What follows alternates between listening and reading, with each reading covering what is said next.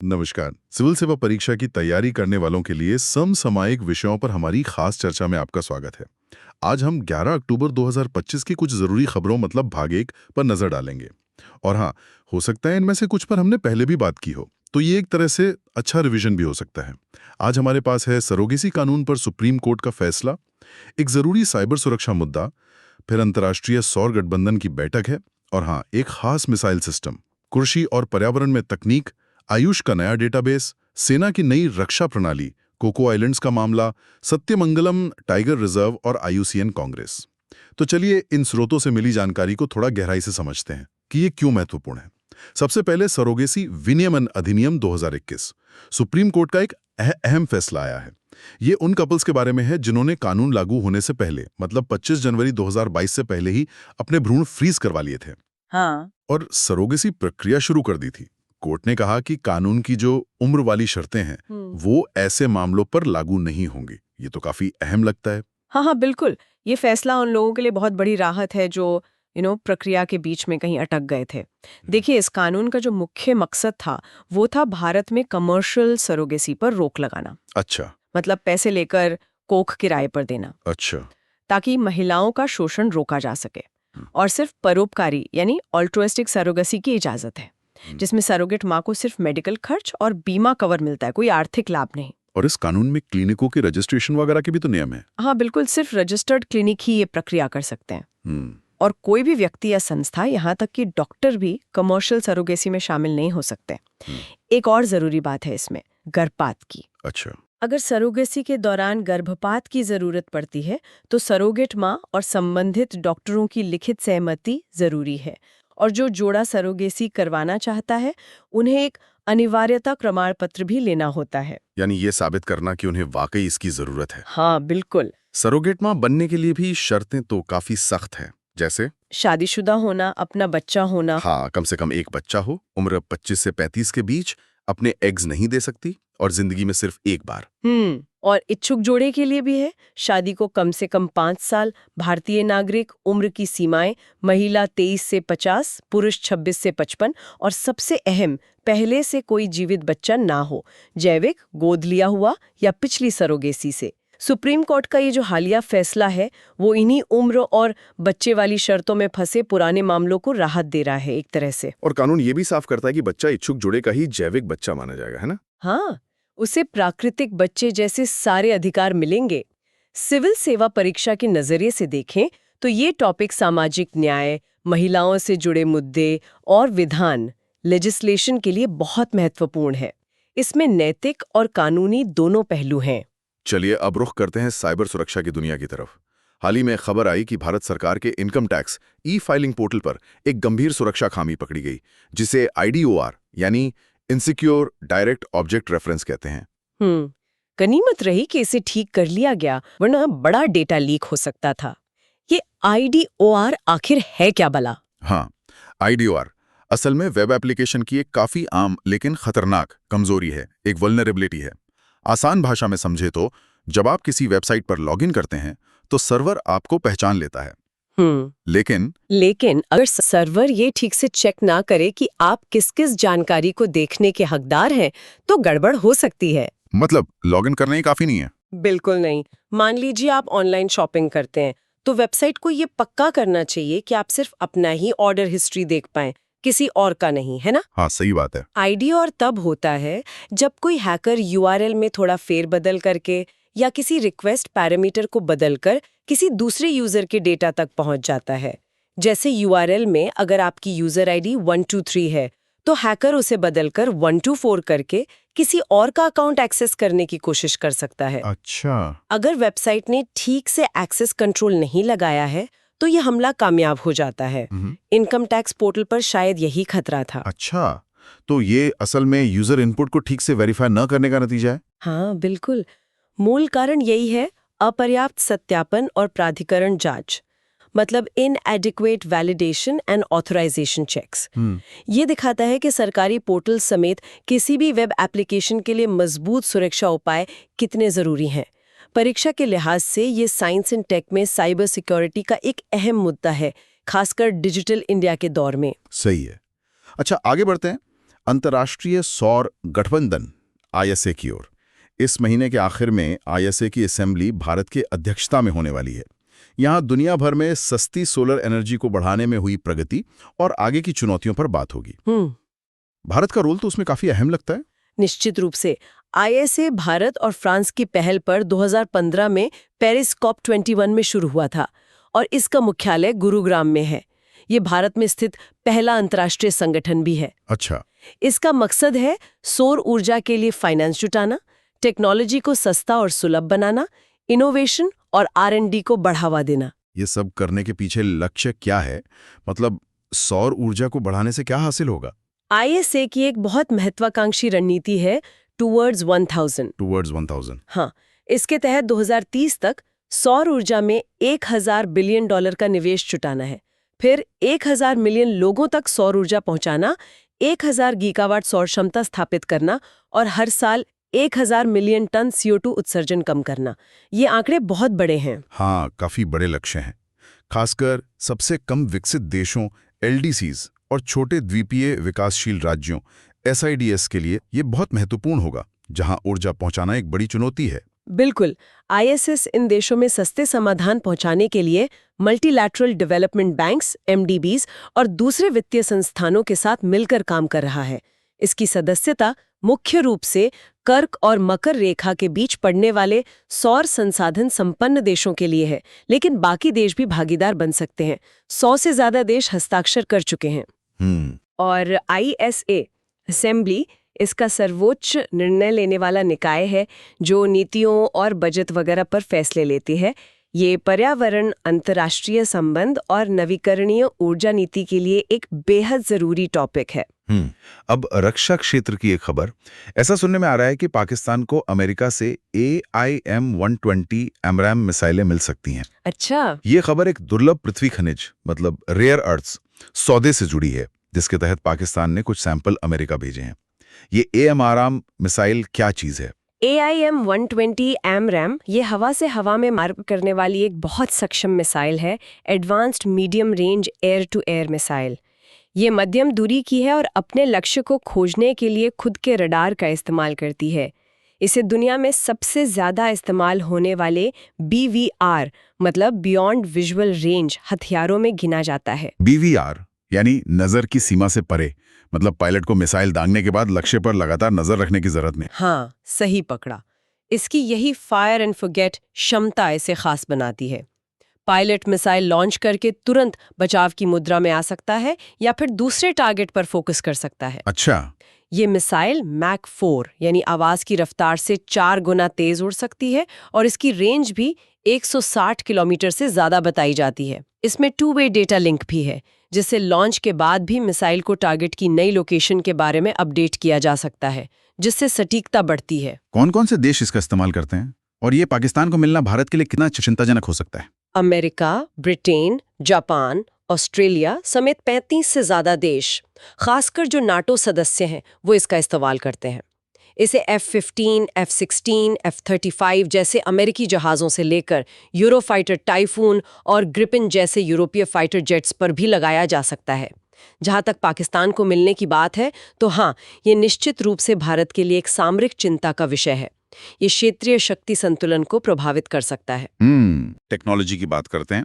Electronics और सूचना प्रौद्योगिकी मंत्रालय METI ने हाल ही में एग्रीनिक्स प्रोग्राम के तहत टेक्नोलॉजी ट्रांसफर की घोषणा की है। ये एग्रीनिक्स प्रोग्राम क्या है? एग्रीनिक्स, हाँ, नाम से ही जाहिर है, एग्रीकल्चर प्लस इलेक्ट्रॉनिक्स प्लस इन्फॉर्मिक्स। ये METI का एक राष्ट्रीय कार्यक्रम है।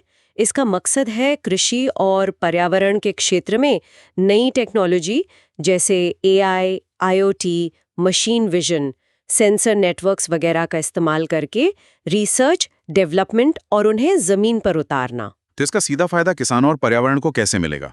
कुछ उदाहरण दे सकती हैं? हाँ, जैसे सोचिए, सेंसर से मिट्टी की नमी और पोषक तत्वों का पता लगाकर जरूरत के हिसाब से ही पानी और खाद देना, इसे प्रिसिजन एग्रीकल्चर कहते हैं। अच्छा। या फिर AI की मदद से फसल की बीमारियों का जल्दी पता लगाना, ड्रोन से खेतों की सटीक निगरानी करना, ये सब डिजिटल प्रिसिजन लाता है, जिससे उपज बढ़ सकती है, लागत कम हो सकती है और पर्यावरण पर भी बोझ कम होगा।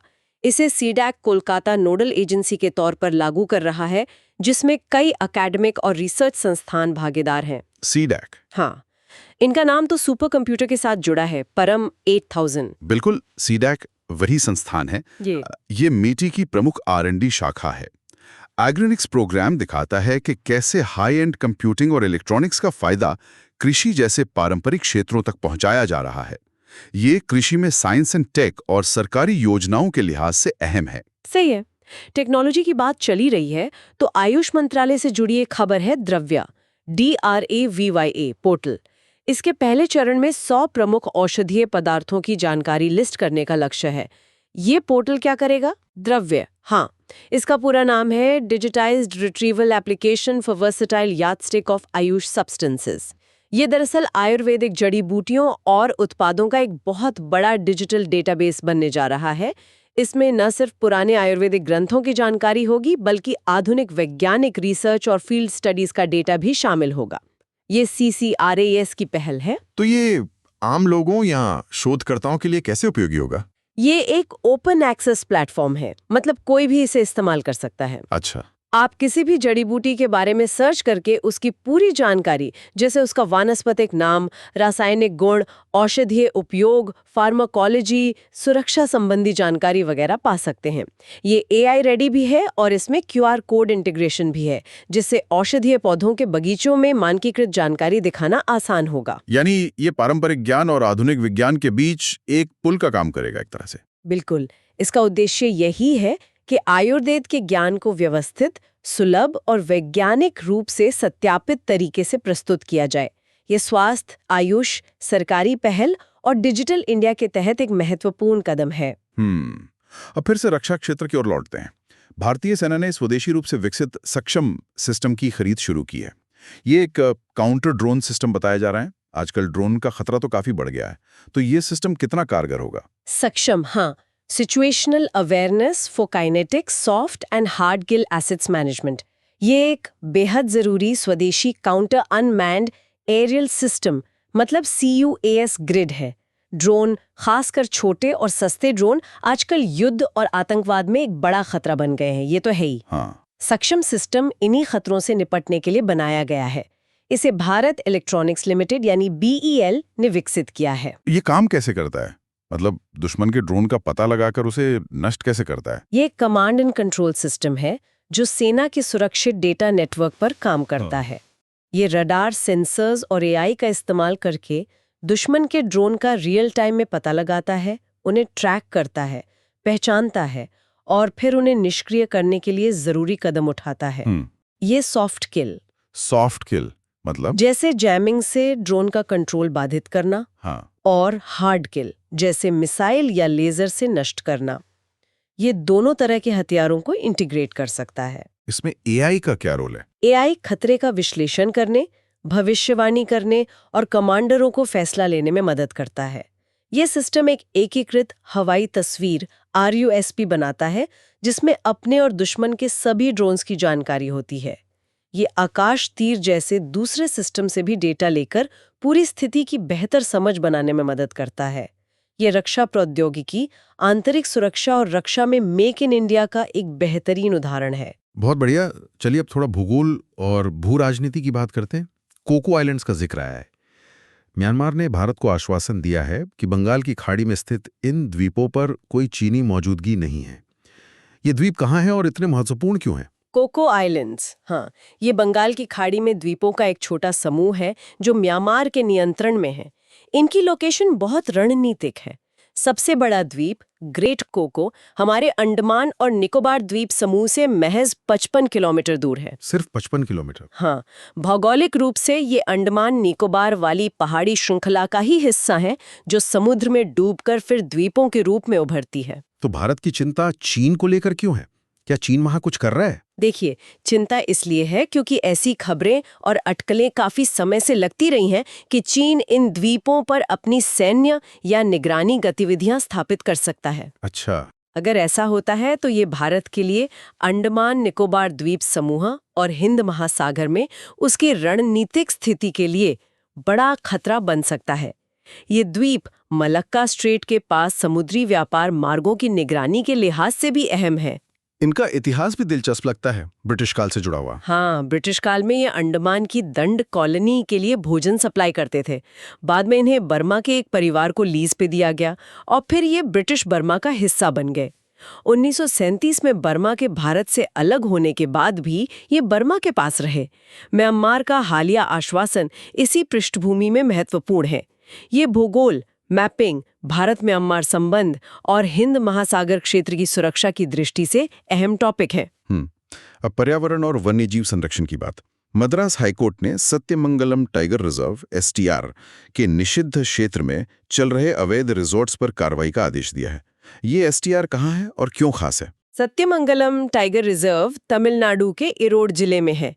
ये नीलगिरी बायोस्फीयर रिजर्व का हिस्सा है और खास बात यह है कि ये पूर्वी घाट और पश्चिमी घाट के मिलन बिंदु पर स्थित है। अच्छा, जंक्शन पे। हाँ, इसका क्षेत्रफल 1400 वर्ग किलोमीटर से ज्यादा है और ये मुदुमलाई, बांदीपुर और BR हिल्स टाइगर रिजर्व से सटा हुआ है। ये सब मिलकर बाघों के लिए एक बहुत बड़ा और महत्वपूर्ण लैंडस्केप बनाते हैं। तो क्या ये दुनिया की सबसे बड़ी बाघ आबादी वाले क्षेत्रों में से एक है? बिल्कुल। इस पूरे नीलगिरी बायोस्फीयर लैंडस्केप में 280 से ज्यादा बाघ होने का अनुमान है, जो दुनिया में बाघों की सबसे घनी आबादी में से एक है।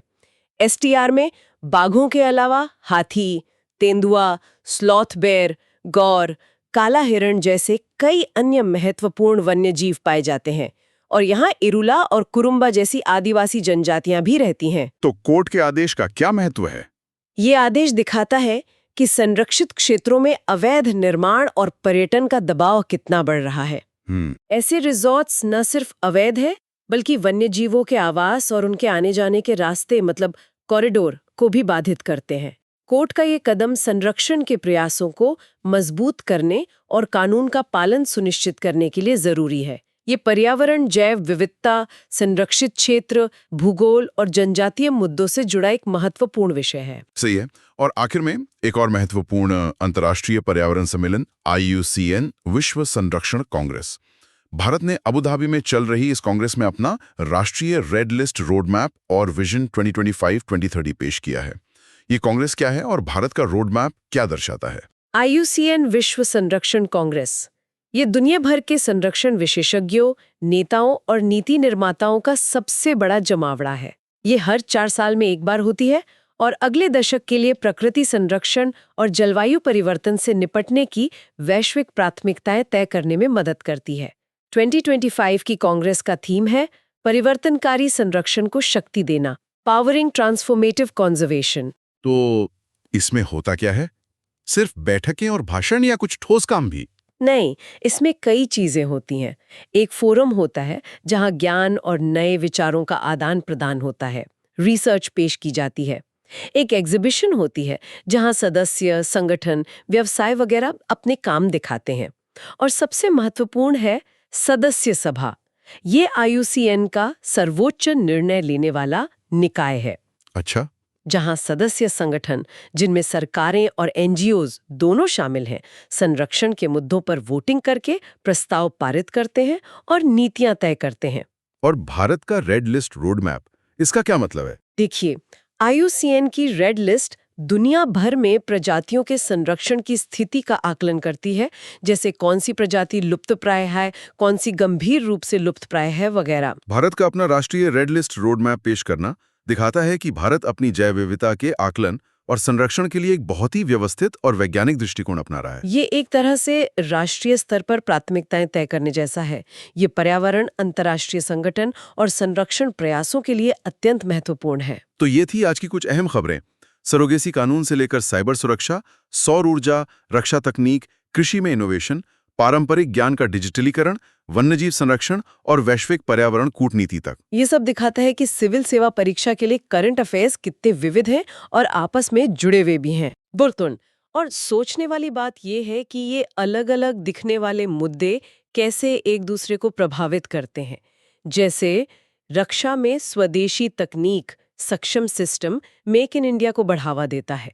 वहीं AMRAM जैसी मिसाइलों का सौदा क्षेत्रीय भू राजनीति को गरमा सकता है ना? हाँ, बिल्कुल। या फिर एग्रोनिक्स और द्रव्य पोर्टल जैसी पहलें कैसे डिजिटल इंडिया को मजबूत करती हैं, लेकिन साथ ही आइडोर जैसी घटनाएं साइबर सुरक्षा की चुनौतियों को भी उजागर करती हैं।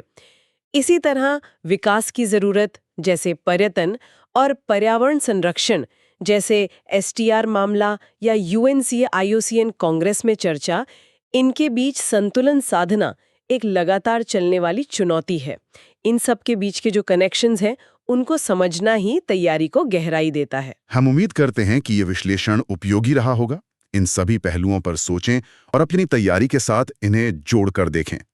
अगर आपको ये चर्चा पसंद आई तो कृपया लाइक करें और सब्सक्राइब करें ताकि आप भविष्य में ऐसे सत्रों से ना चूकें। सुनने के लिए धन्यवाद।